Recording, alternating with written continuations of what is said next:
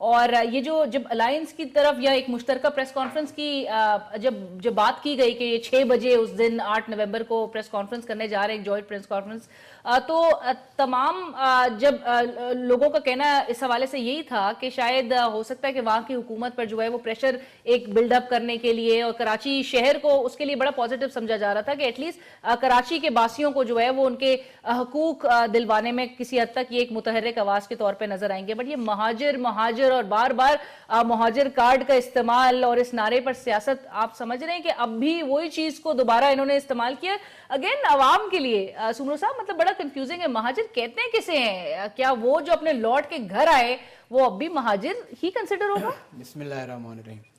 دیکھیں یہ پچھلے ایک ہفتے سے جو خصوصاً کراچی میں متحدہ کی سیاست جس نئے کروٹ سامنے آ رہی ہے، بہت سارے سوالات جنم لے رہے ہیں. ابھی جس متحدہ قومی موومنٹ سے بنتے متحدہ قومی موومنٹ کی ایک بہت بڑا طویل سفر انہوں نے گزارا تھا، اور ان کی اب ایکسیپٹنس پورے پاکستان میں ہونے جا رہی تھی کہ اب یہ قومیت سے نکل کر کے علاقائیت اور لسانیت کی سیاست سے نکل کر کے پورے پاکستان کی سیاست کر رہے ہیں. کیونکہ پہلے تو یہ مہاجر قومی موومنٹ تھی اور ہم اس کو بھول گئے تھے. ہمیشہ ہم نے جب بھی ڈسکس کیا متحدہ قومی موومنٹ کیا، لیکن ان پچھلے ایک ہفتے سے ایم کیو ایم کو اسی جگہ پہ انہوں نے لا کر کے کھڑا کیا ہے جہاں سے ان کی ابتدا ہوئی تھی.